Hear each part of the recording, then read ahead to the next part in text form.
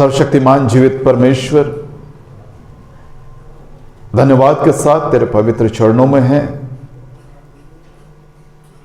प्रभु जी, किसी भी तरह की परिस्थिति हो,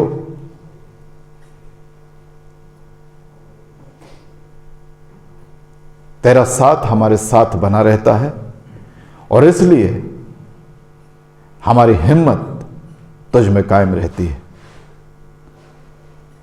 अपने वचन को बांटने की सामर्थ्य दें कि हम एक दूसरे के साथ जब इस वचन के माध्यम से बातचीत करते हैं, खुदावंद, सिर्फ और सिर्फ तेरे वचन को महिमा मिले। हम घटे और तू बढ़े।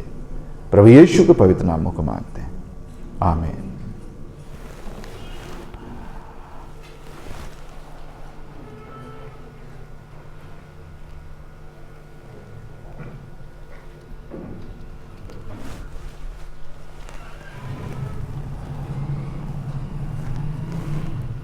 परमेश्वर का धन्यवाद और आज के इस सुबह की इबादत में आप सभी का स्वागत है। परमेश्वर ने हमें ये एक बार फिर से मौका दिया है कि हम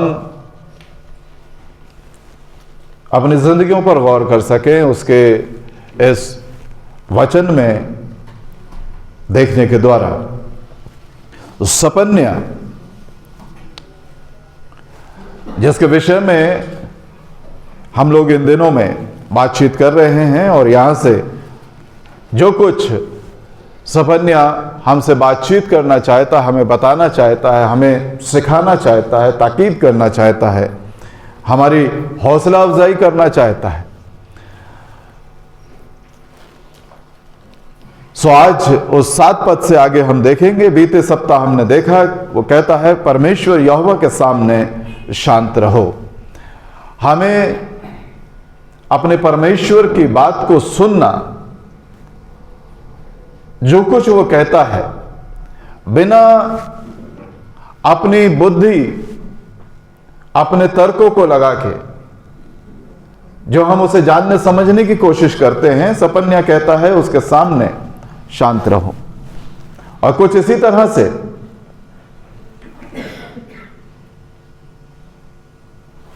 नीति वचन 3, 5 और 6, तो अपनी समझ का सहारा ना लेना, वरन संपूर्ण मन से और उसी को स्मरण करके सब काम करना, तब वो तेरे लिए सीधा मार्ग निकालेगा।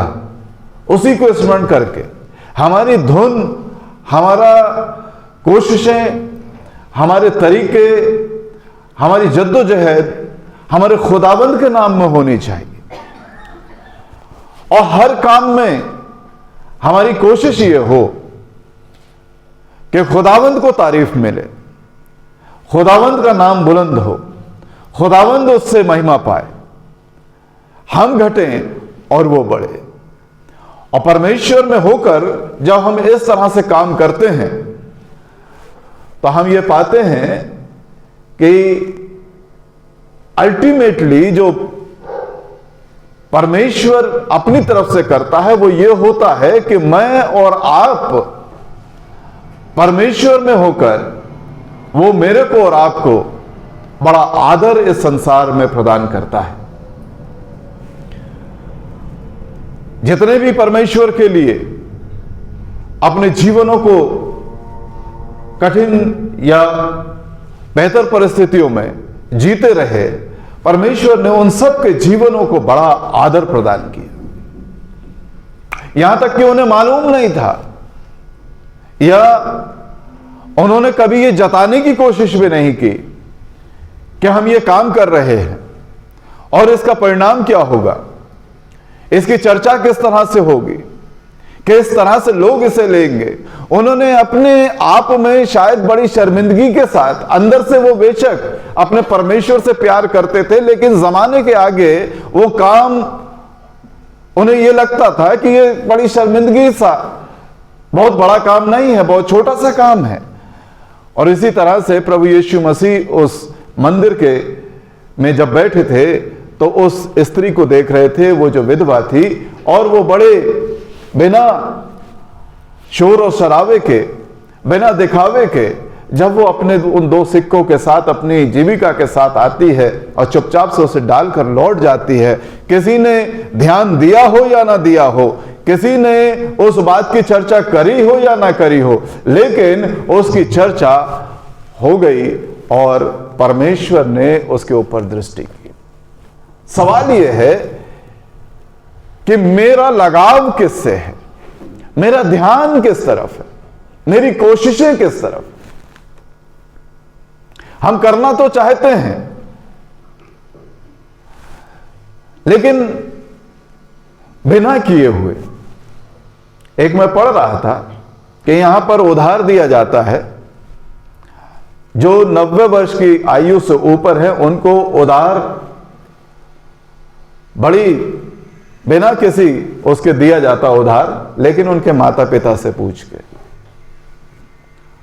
हमारी जो कोशिश है, हम जो करना चाहते हैं, हमारी कोशिशें कुछ इस तरह की। यहां पर इस स्त्री ने जब उस चीज को, अपनी उस जीविका को डाला, तो वो शोर नहीं करती थी। आप उस जगह पे देखें तो वहां पर बड़े धनवान आ रहे थे जो बड़ा शोर शराबा कर रहे थे और दिखाकर उन थैलियों को परमेश्वर के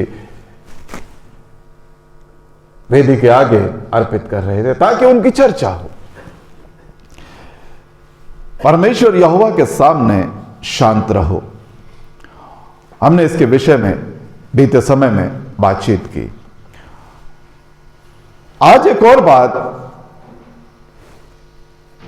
सपन्या यहां पर यहूदा के सामने रखना चाहता है, क्योंकि ये यहूदा में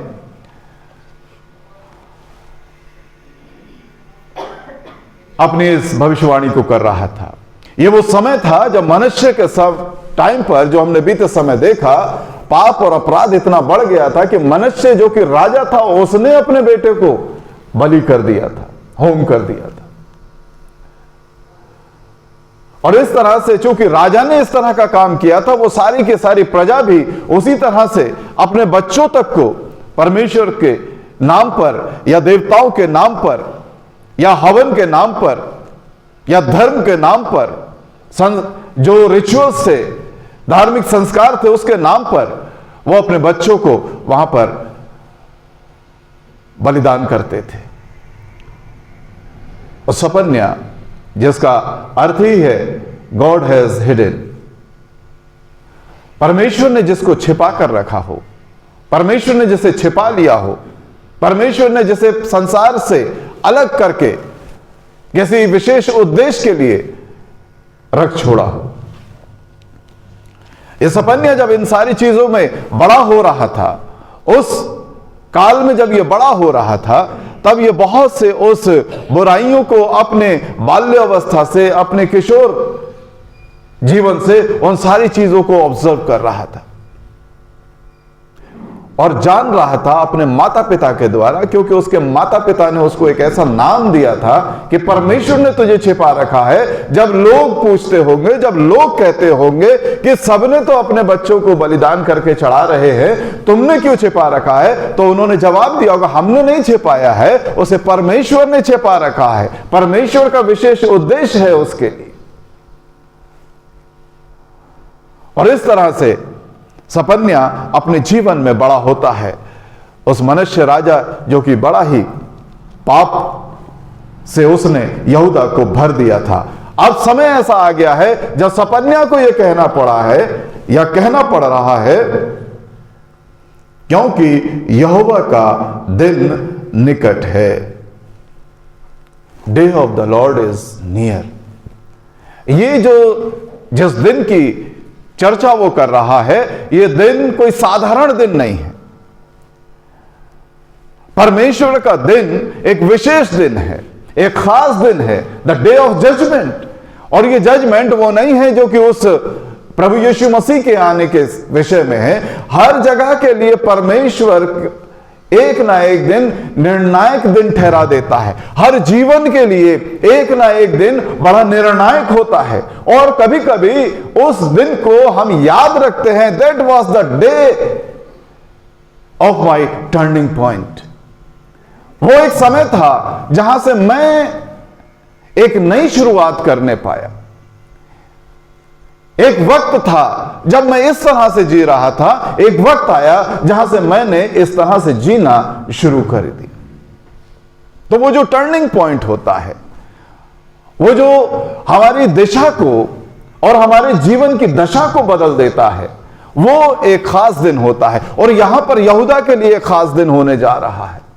और इस दिन में दो बातें हो रही हैं।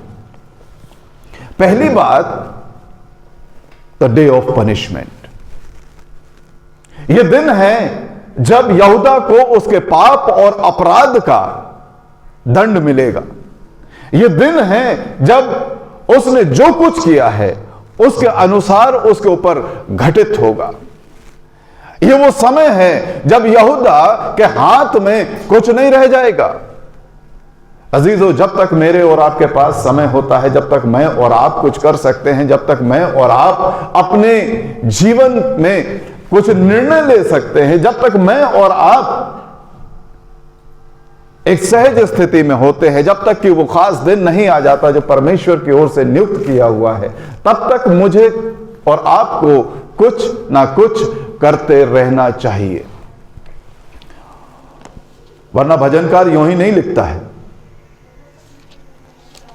भजन 30 और यहां पर भजनकार कुछ इस तरह से 9 पद में कहता है कि जब मैं कब्र में चला जाऊंगा तब मेरे लहू से क्या लाभ होगा? क्या मिट्टी तेरा धन्यवाद कर सकती है? क्या वो तेरी सच्चाई का प्रचार कर सकती है? क्या मिट्टी तेरा एक दिन आएगा। इसलिए हमारी जद्दोजहद अपने जीवन को बेहतर बनाने के लिए, अपने जीवन को इस डे ऑफ पनिशमेंट से बचाने के लिए करते रहना चाहिए। क्योंकि इस दिन में फिर हमारे तर्क वितर्क, हमारी बुद्धि, हमारी सोच चाहे कितनी सकारात्मक क्यों ना हो जाए, फिर वो काम नहीं करेगी।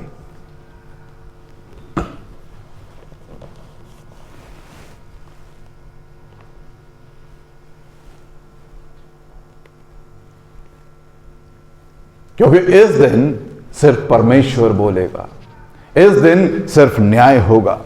इस दिन, इसे हम इस तरह से कहते हैं, कह सकते हैं या समझ सकते हैं कि ये जो दिन है, इस दिन सिर्फ और सिर्फ परमेश्वर काम करेगा, उसका न्याय काम करेगा।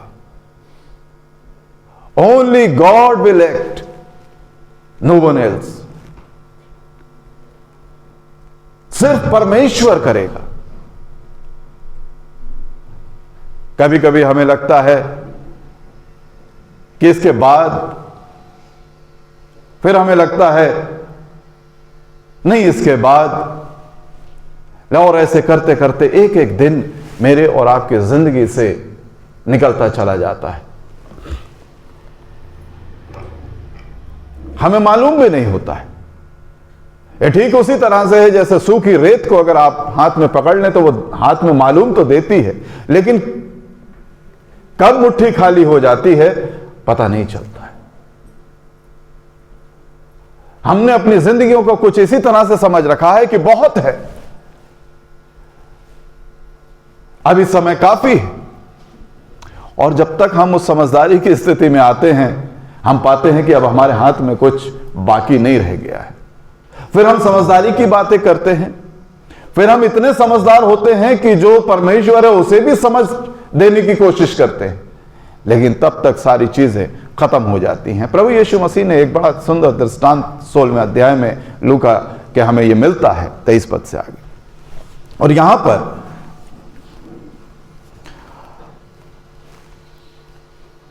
दो व्यक्तियों के जीवन की चर्चा प्रभु यीशु मसीह करते हैं। एक लाजर है और एक धनवान व्यक्ति। जीवन भर उसे समय नहीं मिला अपने धन, अपने वैभव में उसे वक्त ही नहीं मिला कि कभी वो सोच सके कि उसकी जिंदगी किस तरफ जा रही है। Day of punishment.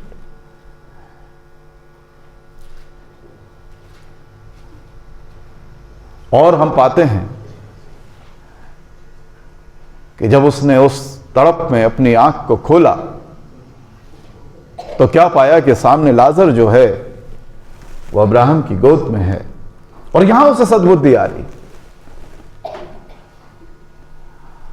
और कुछ बातें वो समझाना चाह रहा है, बताना चाह रहा है। और क्या कहता है?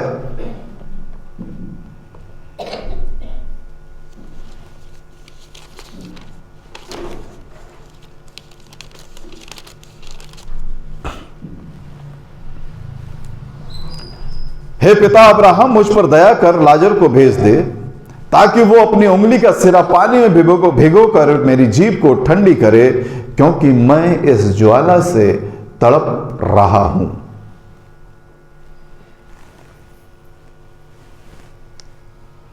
अब एक पानी के कतरे की चाह है उसे। अपने वैभव में उसने कभी ये जानने की कोशिश नहीं की कि बाहर क्या हो रहा है। अक्सर ऐसा होता है, हम अपने चारों ओर भी इस चीज को देख सकते हैं। और यहां से वो सद्बुद्धि उसे आती है और क्या कह रहा है? जब बातचीत हुई उसने कहा, तो हे पिता, मैं तुझसे विनती करता हूं तू उसे मेरे पिता के घर भेज, क्योंकि मेरे 5 भाई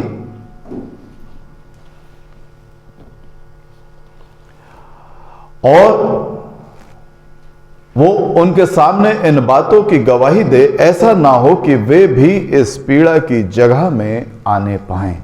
मेरे 5 भाई, और वो जानता था कि जैसा जीवन मैंने व्यतीत किया है उसी तरह का जीवन मेरे भाई व्यतीत कर रहे हैं। उसे कहीं से ये संतोष नहीं था, चलो मैंने जैसा किया वो तो चलो हो गया, लेकिन मेरा परिवार बेहतर तरीके से है, क्योंकि बड़ा शायद यही मालूम देता है, सयाना यही दिखाई देता है। और जो बड़ा कर रहा है इसमें कोई आश्चर्य नहीं होना चाहिए कि छोटा भी वही करेगा। मेरे 5 भाई और हैं, वो जानता है वो भी इसी तरह के जीवन को जी रहे हैं, वो यहीं पर आएंगे, उनकी जगह यही है। वो जानता था बहुत अच्छी तरह से। परमेश्वर ही बोलेगा, परमेश्वर ही कहेगा, परमेश्वर ही बताएगा। और यहां से फिर हम इस चीज को देखने पाते हैं कि परमेश्वर कहता, उनके पास तो किताबें हैं, उनके पास भविष्यवक्ता हैं, उनके पास समय है, वो अभी चाहें तो सब कुछ कर सकते हैं। परमेश्वर इस बात को सुनिश्चित करना चाहता है कि जब तक मैं इस जीवन में हूं, मेरे और आपके लिए गुंजाइश है तौबा की, मेरे लिए और आपके लिए गुंजाइश है परमेश्वर के वचन पर भरोसा करने की, मेरे और आपके पास गुंजाइश है परमेश्वर के दास जो कहते हैं उसके ऊपर चलने की, अभी गुंजाइश है। अब वो एक बड़ी समझ की बात कहता है, नहीं वो सब तो ठीक है, वो मेरे जमाने में भी था। अगर कोई मरे हुए में से जाके कहे, अगर कोई मरे हुए में से जाके कहे तो वे विश्वास कर लेंगे। प्रभु यीशु मसीह ने जी उठने के बाद बातें की। प्रभु यीशु मसीह ने तीसरे दिन जी उठा और उसके बाद बहुत से पक्के प्रमाणों के साथ मेरे और आपके लिए बहुत सी बातों को अपने चेलों के साथ शेयर किया, बताया, सिखाया, समझाया। ना तो उस जमाने के लोगों ने उसे पूरी रीति से सच माना, ना इस जमाने के लोग पूरी रीति से उस बात को सच मानते हैं। तो ये बात भी झूठ ठहरी कि कोई मरे हुए में से जी उठे और तब कहे। ये तो तभी हो जाना चाहिए था ज्यों ही प्रभु यीशु मसीह जी उठे थे कि सारे संसार को नतमस्तक हो जाना चाहिए था। लेकिन आज भी उसकी मृत्यु को भी झूठ बताया जाता है, उसके सलीब पे चढ़ने को भी झूठ बताया जाता है, उसके जी उठने को भी झूठ बताया जाता है, और उसके तर्कों में ऐसी ऐसी बातें और ऐसी ऐसी किताबें लिखी गई हैं जो कि कहीं ना कहीं ये सोचने पर मजबूर कर देती हैं, क्या हकीकत में ऐसा हुआ भी था कि नहीं।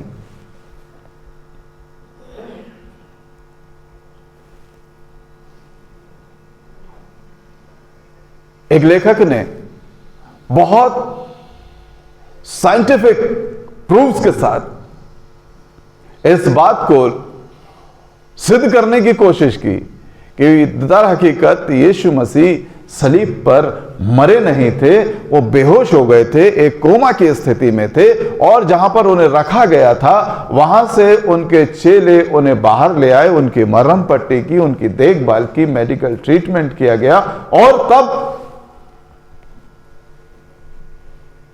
और तब ठीक होकर वो सिल्क रूट जिसे हम कहते हैं, वहां से वो कश्मीर आए और यहां पर उन्होंने अपना सारा जीवन व्यतीत किया, और उनकी असली कब्र जो है वो कश्मीर में है।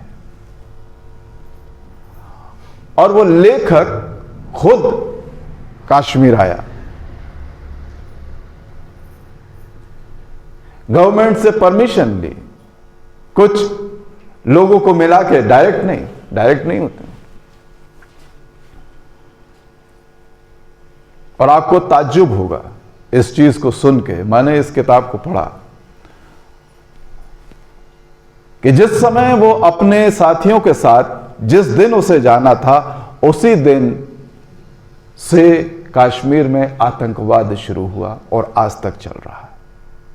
और गवर्नमेंट ने कहा, उन लोगों ने कहा, अब आपका वहां जाना ठीक नहीं है। ना मालूम किस तरह से वो उस झूठ को और बेहतर तरीके से दुनिया के सामने रख सकता था। तो जो मर के जी उठे और तब कहे, तब लोग मानेंगे, यह बात भी झूठ साबित हो गई, क्योंकि परमेश्वर को जो करना था उसने कर दिया, परमेश्वर को जो बताना था उसने बता दिया, परमेश्वर को अपने लोगों के माध्यम से जो कहना था उस बात को कह दिया। लेकिन उसी के साथ साथ हम ये जानते हैं कि फिर हमारे तर्क वहां पर काम नहीं करेंगे। डे ऑफ पनिशमेंट, परमेश्वर ही वहां पर काम करेगा। दूसरी बात जो यहां पर होगी, डे ऑफ जजमेंट जो है वो डे ऑफ पनिशमेंट भी है और डे ऑफ हैप्पीनेस भी है, डे ऑफ रिजॉइसिंग भी है, एक आनंद का, एक उत्सव का समय भी है। क्यों?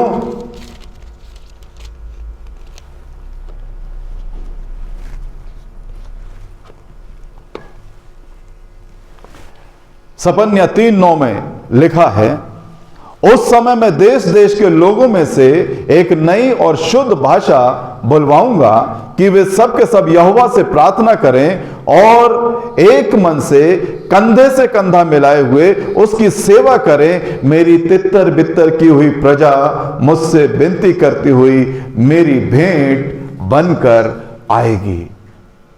डे ऑफ पनिशमेंट है और तो डे ऑफ हैप्पीनेस भी है। जो परमेश्वर के साथ चल रहे हैं वो दिन उनके लिए एक भय का दिन नहीं होगा, एक आनंद का दिन होगा। और इस बात की चर्चा यहां पर 3 अध्याय में जब हम आगे बढ़ेंगे तो हम और विस्तृत रूप से करेंगे। लेकिन हम ये जान रखें कि यह दिन एक आनंद का दिन होगा, यह दिन एक उत्सव का दिन होगा, यह दिन एक ऐसा दिन होगा जहां पर दुल्हन अपने दूल्हा के साथ उसकी मुलाकात तय है। यह वो दिन है जब दूल्हा दुल्हन एक दूसरे के साथ हो जाएंगे।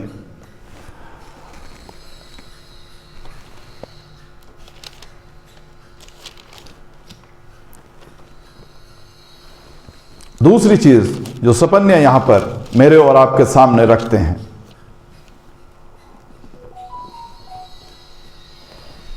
वो कहते हैं कि परमेश्वर ने, यहोवा ने यज्ञ सिद्ध किया है। यहोवा ने यज्ञ सिद्ध किया है। क्यों परमेश्वर को इस यज्ञ को सिद्ध करने की आवश्यकता आ पड़ी? क्यों परमेश्वर स्वयं इस यज्ञ को सिद्ध कर रहे हैं? मेरे करने का जो काम था वो मेरे को और आपको करना चाहिए था, लेकिन यशायाह इसके विषय में बताना चाहते हैं कि हमारा जो यज्ञ है, हमारा जो तौर तरीका है, वो किस तरह का है। यशायाह पहला अध्याय मेरे साथ निकाल लीजिए, और तब हमें पता चलेगा कि हमारा जो बलिदान है, हमारा जो यज्ञ है, हमारा जो सैक्रिफाइस है, हमारी जो भेंट है, हमारा जो तौर तरीका है, वो किस तरह का है। यशायाह 1:11 से आगे कहते हैं, यहोवा ये कहता है कि तुम्हारे बहुत से मेल बलि मेरे किस काम के हैं। मैं तो मेढ़ों के होम बलियों से और पाले हुए पशुओं की चर्बी से अघा गया हूं। मैं बछड़ों या भेड़ों या बच्चों या बकरों के लहू से प्रसन्न नहीं होता। तुम जब अपने मुंह मुझे दिखाने के लिए आते हो, तब ये कौन चाहता है कि तुम मेरे आंगनों को पांवों से रौंदो। तब ये कौन चाहता है कि तुम अपने पांवों से मेरे आंगनों को रौंदो।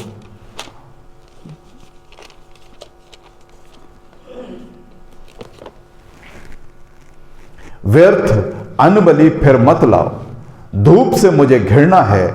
नए चांद और विश्राम दिन का मानना और सभाओं का प्रचार करना, यह मुझे बुरा लगता है। महासभा के साथ ही साथ अनर्थ काम करना मुझसे सहा नहीं जाता। तुम्हारे नए चांदों और नियत पर्वों के मानने से मैं जी से बैर रखता हूं। वे सब मुझे बोझ जान पड़ते हैं। मैं उनको सहते सहते उकता गया हूं। जब तुम मेरी ओर हाथ फैलाओ, तब मैं तुमसे मुख फेर लूंगा। तुम कितनी भी प्रार्थना क्यों ना करो, तो भी मैं तुम्हारी ना सुनूंगा, क्योंकि तुम्हारे हाथ खून से भरे। परमेश्वर यशायाह इस बात को बताना चाहता है कि हमारी जो भेंटें हैं, हमारे जो प्रार्थनाएं हैं, हमारी जो आराधना है, उससे परमेश्वर को कहीं से भी प्रसन्नता नहीं मिल रही। कोई भी ऐसी बात वहां नहीं हो रही है जिससे हम अपने परमेश्वर को आनंदित कर सकें। और जब हमारी ये भेंटें अपने परमेश्वर को आनंदित करने के लिए, उसके मन को आनंदित करने के लिए नाकाफी थी, तो परमेश्वर ने एक भेंट तैयार की। उसने अपने यज्ञ को सिद्ध किया, और वो भेंट किस तरह से थी, यशायाह 53 हमें बताता है। यशायाह 53 7 से आगे, वो सताएगा तो भी सहता रहा, उसने अपना मुंह ना खोला। जिस प्रकार भेड़ वध होने के लिए और भेड़ी ऊन कतरने के समय चुपचाप शांत रहती है, वैसे ही उसने भी अपना मुंह ना खोला। अत्याचार करके दोष लगा करके वे उसे ले गए। उस समय के लोगों में से किसी ने इस बात पर ध्यान दिया कि वो जीवितों के बीच से उठा लिया गया। मेरे ही लोगों के अपराधों के कारण उस पर मार पड़ी। नवा पद कहता है, यद्यपि उसने किसी प्रकार का उपद्रव ना किया था, तो भी उसके मुंह से कभी छल की बात नहीं निकली। 11वां पद कहता है, वो अपने प्राणों का दुख उठाकर उसे देखेगा और तृप्त होगा। अपने ज्ञान के द्वारा मेरा धर्मी दास बहुतेरों को धर्मी ठहराएगा। यह है परमेश्वर का यज्ञ जो सिद्ध हुआ स्वयं उसके बेटे के द्वारा।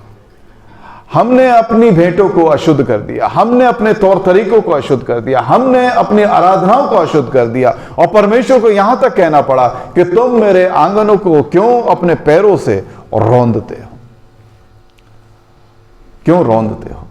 और इसलिए उसे अपने द्वारा अपने बेटे को मेरे और आपके लिए एक परफेक्ट सैक्रिफाइस के रूप में भेजना पड़ा।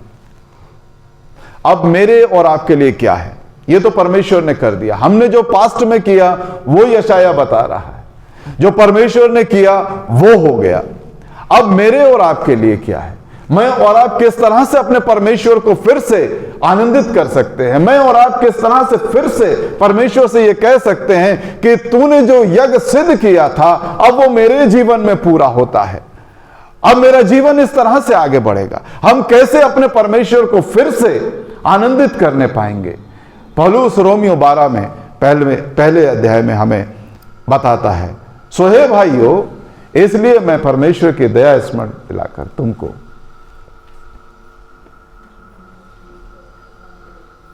क्या स्मरण दिला रहा है कि अपने शरीरों को जीवित, पवित्र और परमेश्वर को भावता हुआ बलिदान करके चढ़ाओ। मैं परमेश्वर की दया स्मरण दिलाता हूं। परमेश्वर में होकर वो फिर से हमसे एक रिक्वेस्ट कर रहा है कि अब जो है, जो वहां पर था वहां पर भी हमने देख लिया कि परमेश्वर इस बात से आनंदित नहीं है कि मैं और आप कितनी बड़ी भेंटें उसके पास लाते हैं, कितने मेढ़ों को, कितने पुराने नियम के अनुसार, व्यवस्था के अनुसार कितने बैलों को वहां पर चढ़ाते हैं, क्योंकि एक परफेक्ट सैक्रिफाइस जो था वो प्रभु यीशु मसीह में मेरे और आपके लिए हो गया। अब आगे जो है, जिस तरह से प्रभु यीशु मसीह ने अपने आप को जीवित बलिदान करके चढ़ा दिया, परमेश्वर फिर चाहता है मेरे और आप से कि मैं और आप अपने शरीरों को जीवित, पवित्र और परमेश्वर को भावता हुआ बलिदान करके चढ़ाओ। ये मेरे को और आपको एक बार फिर से अपने जीवनों के द्वारा कैसे हम ये बलिदान चढ़ाएं। हमारे जीवन के जो काम हैं, हम जिस तरह से जीवन को जी रहे हैं वो पवित्र है या नहीं? जिस तरह से परमेश्वर चाहता है, उसे पसंद आता है, वो मेरा जीवन है या नहीं, उसको भाता है या नहीं?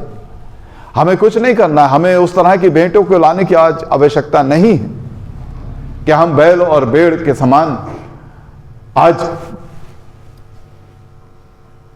पाप अपराध हम करें और मारा कोई और जाए। वो हो गया,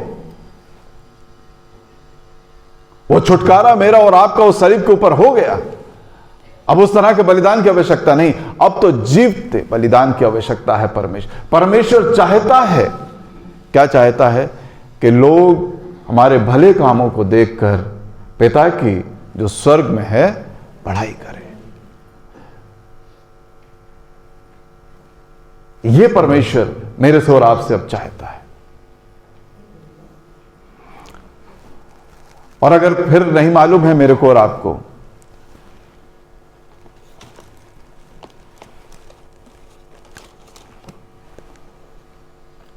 तो दो एक जगह और हैं जो हमें ये जो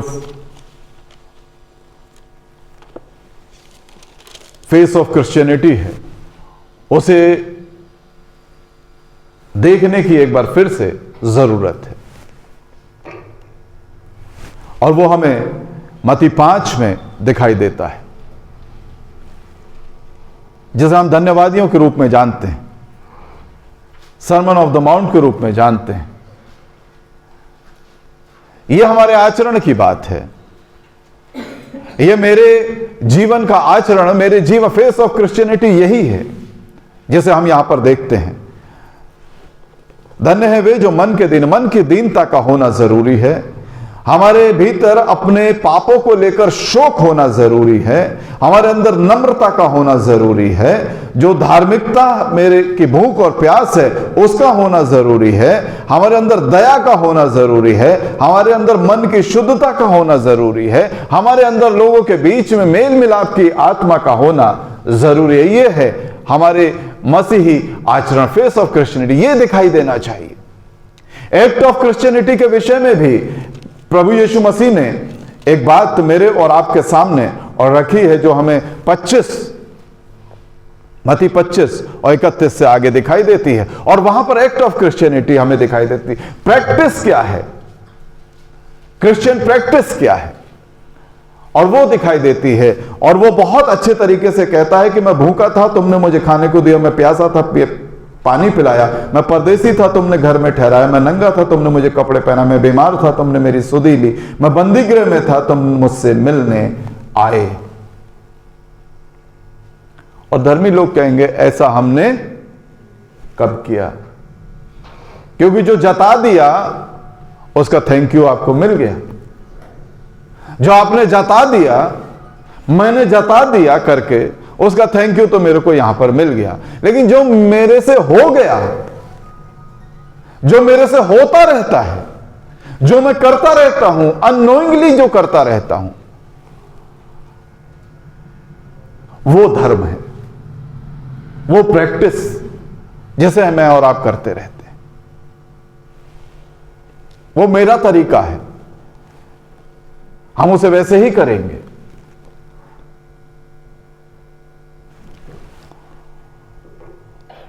क्योंकि वो मेरी आदत में शामिल है।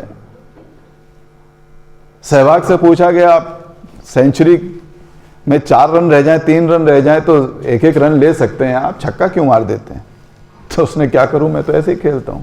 वो 100 बन रहे हो तब भी बात वही है, 50 बन रहे हो तब भी बात वही है, मैं 0 पे आउट हूं, मेरा तरीका वही है, मैं नहीं रोक सकता हूं अपने को। अगर मेरे और आपके जीवन में मसीह है तो वो उसका प्रकटीकरण स्वतः हो जाएगा।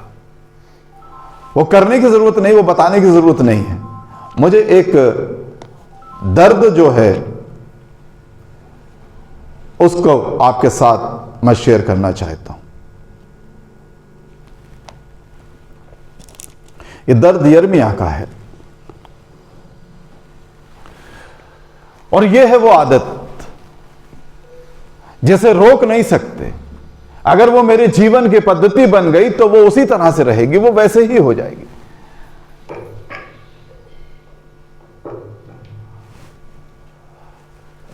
यिर्मयाह 20 अध्याय में एक शिकायत करता है परमेश्वर से, और देखिए उसकी आदत को अगर आप पकड़ सकें।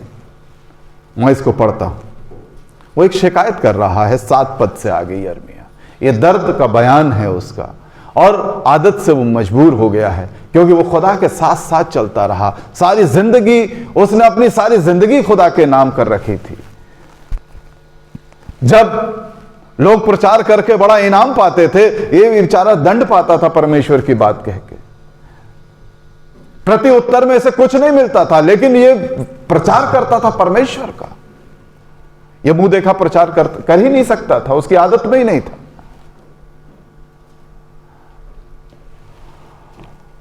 हे यहोवा, तूने मुझे धोखा दिया है और मैंने धोखा खाया। तू मुझसे बलवंत है, इस कारण तू मुझ पर प्रबल हो गया। दिन भर मेरी हंसी उड़ाई जाती है, सब कोई मुझसे ठट्ठा करते हैं, क्योंकि जब मैं बातें करता हूं तब जोर जोर से पुकार कर ललकारता हूं। उपद्रव और उत्पात हुआ, हाँ उत्पात हुआ, क्योंकि यहोवा का वचन दिन भर मेरे लिए निंदा और ठट्ठा का कारण होता है। यदि मैं कहूं कि मैं उसकी चर्चा ना करूं, ना उसके नाम से बोलूं, तो मेरे हृदय की ऐसी दशा होगी मानो मेरी हड्डियों में धधकती हुई आग हो, और मैं अपने को रोकते रोकते थक गया, पर मुझसे रहा नहीं जाता। चाहे कुछ हो, निंदा हो रही है, लोग ठट्ठा कर रहे हैं, मारते थे उसे। उसकी हालत ऐसी हो गई थी, फिजिकली वो ऐसा हो गया था कि जब नेबुकदनेस्सर बंधुआई में लोगों को ले गया तो वो अपने साथ अच्छे लोगों को ले गया था, जैसे दानियल था, नौजवान मजबूत लोग, धनी लोगों को बांध के ले गया था। और जो पीछे छूट गए थे वो कंगाल थे, वो खेती किसानी करने वाले मजदूर थे, वो लोग थे जो उसके किसी काम के नहीं थे। और उनमें से एक यिर्मयाह था, जैसे वो पागल समझकर छोड़ गए थे। ये निरंतर लोगों से कहता रहा, एग्जैक्ट नंबर देता रहा कि तुम 70 साल की बंधुआई में चले जाओगे, लेकिन लोगों ने नकार दिया, क्योंकि अक्सर ऐसा होता है, जो बात परमेश्वर की ओर से कहे उससे लोग ज्यादा प्रसन्न नहीं होते हैं। क्यों? परमेश्वर की बात को कहना कहीं ना कहीं वो जांचने को, अपने जीवन को मजबूर करता है कि हम अपनी जिंदगियों का फिर से मूल्यांकन करें, इसलिए वो ज्यादा पसंद नहीं किए जाते। इसको नकार दिया गया, लोगों के द्वारा मारा गया, लेकिन हम परमेश्वर का धन्यवाद देते हैं कि वे जिसकी अवहेलना हुई,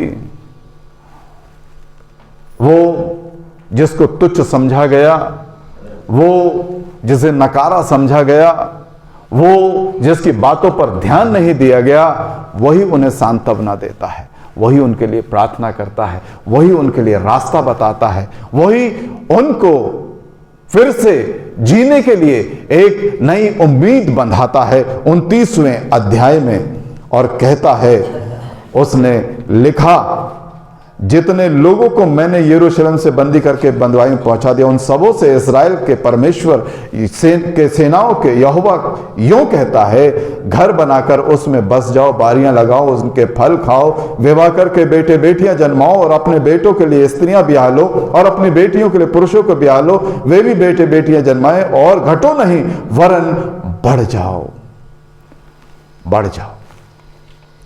वो चले गए बंधुआई में, लेकिन इसने अपने कर्तव्य को नहीं भूला। इसने यह नहीं कहा कि जैसा उन्होंने किया वैसा उन्होंने भुगता। ये एक विश्वासी चरित्र है। हम तब भी प्रार्थना करें उसके लिए जिसने हमारे लिए कुछ नहीं किया। हम तब भी प्रार्थना करें उसके लिए जिसने हमें दुख दिया। हम तब भी उसका भला चाहें जिसने हमारी कभी भलाई नहीं चाहिए। यिर्मयाह ये करता रहा। उसने ये नहीं कहा कि इन्होंने अपने पाप का दंड भोगा है और चले गए बंधुआई में। वो उनसे कहता है, हतोत्साहित मत होना, परेशान मत होना, दुख मत मनाओ, परमेश्वर तुम्हें वापस ले आएगा, इसलिए वहां पर बस जाओ, क्योंकि थोड़ा समय ज्यादा है। वो सोच रहे थे कि कोई ना कोई ऐसा डिवाइन इंटरवेंस होगा, कोई मिरेकल होगा, कोई ऐसी घटना घटित होगी कि हम इसी समय में वापस चले जाएंगे। जैसे चेले सोच रहे थे, क्या तू इसी समय में इस्राएल का राज्य उसे फेर देगा? प्रभु यीशु मसीह कहते हैं, ये बात मेरे हाथ में नहीं है,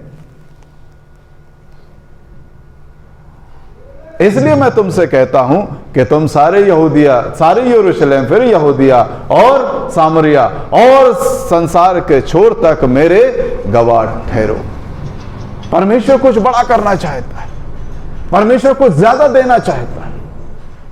हम अपने दायरों को संकुचित ना करें, हम अपने दायरों को छोटा ना करें। आज स्थिति सही नहीं है, कोई बात नहीं। आज थोड़ी सी परेशानी है, कोई बात नहीं। आज तंगहाली है, कोई बात नहीं। परमेश्वर कुछ बड़ा करना चाहता है। वर्ल्ड विजन जब शुरू किया तो उस व्यक्ति के जेब में $15 थे। आज वर्ल्ड की सबसे बड़ी एनजीओ में से एक है, सबसे धनी एनजीओ में से एक है वर्ल्ड विजन, जो हजारों परिवारों का भरण पोषण करती है और हजारों लोग उसमें एम्प्लॉय। ना सिर्फ जो काम करते हैं उनका भरण पोषण करती है, लेकिन उनका वो सोशल वर्क है। शायद गवर्नमेंट के पैरेलल ये संस्था कई देशों में काम करती है। अगर मैं गलत ना हूं तो भाई दीपक, वर्ल्ड विजन वर्ल्ड की धनाढ्य और लार्जेस्ट एनजीओ में से एक, $15 से शुरू की। वो रोया नहीं, परमेश्वर का जन रोता नहीं है। अरे रोना है तो परमेश्वर के आगे रोएगा। ये यिर्मयाह रोता था, इसे वीपिंग प्रॉफिट कहते थे। ये रोता था, रात और दिन परमेश्वर के आगे रोता था, राजा के आगे नहीं रोता था।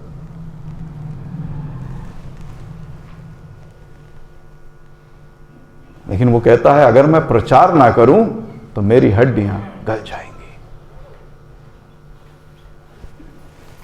और इसलिए हमें अपने आप को जीवित परमेश्वर के आगे बलिदान करके, यह है जीवित। सताए जा रहे हैं, कोई बात नहीं, जीवित बलिदान चढ़ाया जा रहा है। अरे दर्द होगा तभी तो बलिदान पता चलता है ना, बिना दर्द के बलिदान कहां होता है। ये दर्द हुआ इसको, इसने बलिदान चढ़ाया। और तब परमेश्वर यहां पर सपन्या के माध्यम से एक और बात कहना चाहता है। कभी कभी परमेश्वर ऐसा काम करता है जो हमें लगता है कि ये ठीक नहीं है, ये गलत है। जैसा कि वो धनी व्यक्ति कह रहा था, मरे हुए में से किसी को भेज दे तो वो यकीन कर लेंगे। अब ये आगे कहता है, और अपने पाहुनों को पवित्र किया है, और अपने पाहुनों को पवित्र किया। पाहुन का हिंदी में शायद उतना समझ ना है, गेस्ट। अपने गेस्ट को उसने पवित्र किया। यिर्मयाह इस गेस्ट के विषय में कुछ बताता है। ये कौन सा गेस्ट है? 27वां अध्याय मेरे साथ निकाल लीजिए।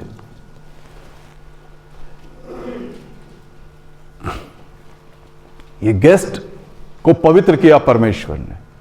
किसके लिए? अपने लोगों के लिए। क्यों? ताकि उन्हें दंड दिया जा सके, ताकि यहूदा को दंड दिया जा सके, ताकि यहूदा अपने पापों को जो उसने किया है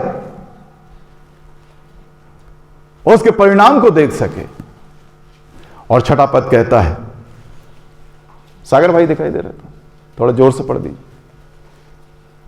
अब मैंने ये सब देश अपने दास बाबुल के राजा नबूकदनेस्सर को आप ही दे दिए हैं, और मैदान के जीव जंतुओं को भी मैंने उसे दिखा दिया है कि वे उसके अधीन रहें। और आगे, ये सब जातियां उसके और उसके बाद उसके बेटों और पोतों के अधीन उस समय तक रहेगी जब तक उसके भी देश का दिन न आए। तब बहुत सी जातियां और बड़े बड़े राजा उसमें से भी अपनी सेवाएं कराएंगे। हाँ, धन्यवाद। अब परमेश्वर ने एक गेस्ट को पवित्र किया है। क्यों? क्योंकि उसे अपने लोगों में अब ऐसा कोई नेतृत्व दिखाई नहीं दे रहा है जो कि परमेश्वर की योजना के अनुसार काम कर सके। क्योंकि सब के सब वो मनुष्य के बाद सारी की सारी प्रजा जो थी वो पाप में अकंठ डूबी हुई थी। 43 और 10 में एक और वर्ड इसके लिए परमेश्वर यूज करता है, और उसको मैं आपके सामने पढ़ देता हूं। इज़राइल का परमेश्वर सेनाओं का यहोवा यूं कहता है, देखो मैं बेबीलोन के राजा अपने सेवक नेबुकदनेस्सर को भेजूंगा। अपने सेवक, my servant Nebuchadnezzar the king of Babylon. और कभी कभी राजा ये दंभ भरते हैं कि सारी प्रभुता उन्हीं की है। ये नेबुकदनेस्सर जो उस समय के सुप्रीम पावर था, जैसे आज के बाइडेन है अमेरिका का राष्ट्रपति, चाहे जो भी रहता हो, जो आज प्रेजेंट है, परमेश्वर उसके लिए कहता है, he is my servant the king of Babylon. परमेश्वर अपने लिए इस्तेमाल कर रहा है एक राजा को। यह परमेश्वर की ओर से उसे आदेश है कि वो यहूदा को बंधुआई में ले जाए और 70 साल तक उसकी स्कूलिंग करे। कभी कभी एक लंबा समय परमेश्वर मेरे और आपके दुख के लिए चुन लेता है ताकि मेरी स्कूलिंग हो, ताकि वहां पर मैं समझ सकूं, ताकि वहां मैं सीख सकूं कि कहां कहां मैंने गलतियां की, कहां कहां मुझ में सुधार की आवश्यकता है। 70 साल की स्कूलिंग परमेश्वर ने उस यहूदा देश को करा दी, और तब वहां पर हम दानियल जैसे परमेश्वर के जन को, उस भविष्यवक्ता को देखने पाए। तब हम जरुब्बाबेल जैसे व्यक्ति को देखने पाए, तब हम नेहमाया जैसे बिल्डर को देखने पाए, तब हम एजरा जैसे याजक से मिलने पाए। अगर ये 70 साल की बंधुआई नहीं होती तो शायद ये जो नाम आज मेरे और आपको प्रेरित करते हैं, हम और आप उससे कभी वाकिफ नहीं हो पाते। ये 70 साल की बंधुआई ने इज़राइल को बहुत कुछ सिखाया। हमारी परेशानियां, हमारी जद्दोजहद, हमारी तकलीफें, परमेश्वर इन्हें कभी कभी हमारे जीवन में हमारा गुरु बनाकर भेज देती हैं ताकि उससे मैं और आप सीख सके और बेहतर तरबियत हासिल करके आगे अपने जीवन को बेहतर तरीके से जी सके। सो परमेश्वर धन्यवाद दे हर तकलीफ के लिए, हर चोट के लिए, हर कांटे के लिए जो चुभाया जाता है, हर परेशानी के लिए जो जीवन में आती है, हर तरह की तकलीफ, शारीरिक हो मानसिक हो। एक बात सिर्फ ध्यान रखिए, सांसारिक रूप से गिरिए, आर्थिक रूप से गिरिए, सामाजिक रूप से गिर जाइए, लेकिन आत्मिक रूप से ना गिरिए। जो व्यक्ति आत्मिक रूप से नहीं गिरता है वो परमेश्वर के हाथ में रहता है। और यिर्मयाह 18 में हमें यिर्मयाह बताता है कि वो उसको एक नई शक्ल दे देता है, एक नई शक्ल दे देता है। अपनी योजना के अनुसार वो उस मिट्टी को, उस बर्तन को, उस बासन को एक नया रूप देता है। परमेश्वर सपन्या के माध्यम से इन बातों को मेरे और आपके सामने रखना चाहता है।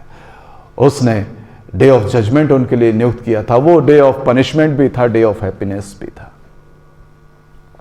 उसने उस सेक्रीफाइस को नकार दिया, एक सिद्ध यज्ञ मेरे और आपके लिए किया, ताकि मैं भी अपने जीवन को जीवित, पवित्र और परमेश्वर को भावता हुआ बलिदान करके चढ़ाऊं। उसने अपने दास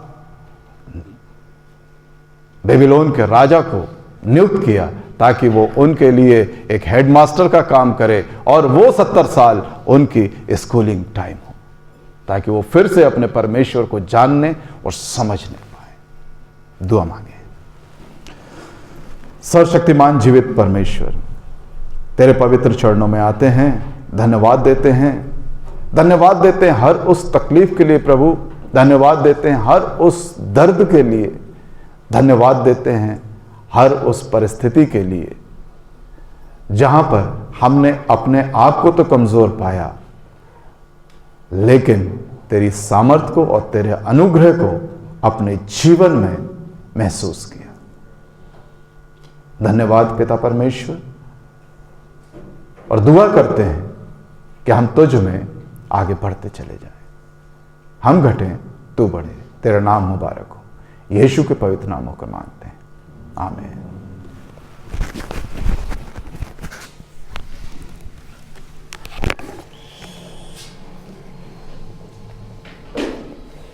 एक गीत खुल जाएंगी किताबें, मुझे बहुत अच्छी